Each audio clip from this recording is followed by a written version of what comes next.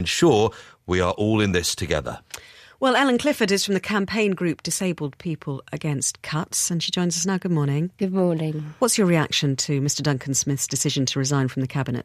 Well, you can probably see I'm smiling. We are, as a campaign that has fought this man for the past 5.5 years, we are absolutely delighted. Not because we think for a minute that he's suddenly grown a conscience and feels bad about what's happening to disabled people, but because this man that has caused so much untold suffering to disabled people has gone from the post that enabled him to do this, and also because the Tories are clearly in crisis here. People talk about disabled people being vulnerable, but it's the government that's vulnerable here. But you could say that he has made a stand, hasn't he? He has said these are cuts too far. If we want to say to people, we are all in this together, then this is too much for me. So you've got to admire his principled stand on this. I'm not sure I think it is a principled stand. I think Europe is clearly playing a part here. I think also he's aware of the mounting pressure that's on him over what's been happening, for example, the last couple of weeks. There's a Tory backbench rebellion against the cuts to PIP. It was covered in the budget, but he himself announced the cuts following a consultation, which he defended all the way through. We had the employment and support allowance cuts, which went through with 2 rebellions in the House of Lords. Also, on no less than 3 occasions, he's now been ordered to publish findings and reports over the progress of universal credit. He doesn't want that information to come out because it shows that he's been not entirely telling the truth, presumably, on the progress that's been happening or not happening with universal credit. He's under pressure for his welfare reform in a lot of quarters. What do you think will now happen to these cuts to PIP? Because there seem to be mixed messages at the moment. We heard at one stage that the government were going to scrap them, they were going to kick them into the long grass. Now it appears that they may be looking at them again, and so they may happen in some form. Yeah, the government has always been clear that they wanted to reduce the amount that was being spent on PIP, and they were going to get it through in one form or another. This is the particular issue that has come under scrutiny, is what's been happening where they are restricting awards around aids and appliances. They're conceding that they're going to look again at this, but no, we're not clear on what they're going to do.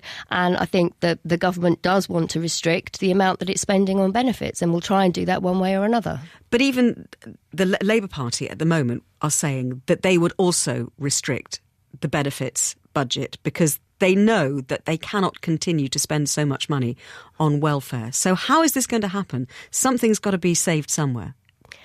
I think that a reasonable society doesn't, though, make its savings on the back of the poorest and disabled people. Disabled people have been hit harder than other groups. We know research has shown that disabled people have been hit by the cuts 9 times harder than any other group. For people with high support needs, that rises to 19 times harder. Iain Duncan Smith himself said these cuts are meaning that we're not all in this together. So I don't think that the funding has to come from the welfare budget in any way. And I would encourage all politicians to think again about where the cuts are being targeted. So what is the future? Because somebody else will come in to replace Iain Duncan Smith as Work and Pensions Secretary. Does your campaign continue? Campaign definitely continues. It was never just about IDS. It was against the whole government that was making disabled people pay for a financial crisis we didn't cause. However, we are pleased that someone who has been self-delusional about the amount of harm he has caused is gone. Well, you see, you call himself delusional, but actually he's put some pretty serious statements. He's made some pretty serious accusations against his own Prime Minister in this letter. So you have to give him some credit, surely, for that. You know, he is saying that the better off are being rewarded and the most vulnerable are suffering. But this has been happening. That has been happening for the past 5.5 years, and it's only now that he's come out and he's said that. This has been the situation. The rich have been getting richer while the poor have been getting poorer for all of this time, and it's only now that he chooses, when there is a debate over the EU, to come out and say that.